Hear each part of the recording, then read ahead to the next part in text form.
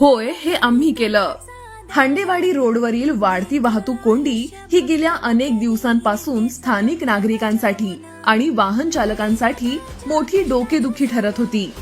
रस्त्याच्या कडेलाच अनधिकृतपणे भरणाऱ्या भाजी मंडईमुळे या भागात तासनतास वाहतूक ठप्प होत असे, ज्याचा नाहक त्रास शालेय विद्यार्थी, नोकरदार आणि रुग्णवाहिकांना सहन करावा लागत होता.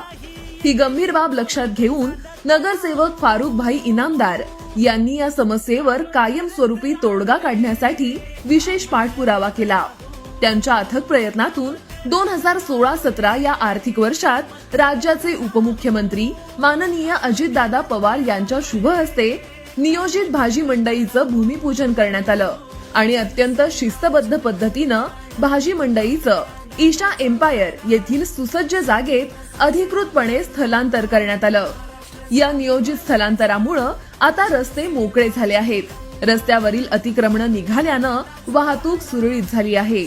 नवीन जागेत विक्रेत्यांसाठी ओटे, ग्राहकांसाठी पार्किंग आणि स्वच्छतेची योग्य व्यवस्था करण्यात आली आहे.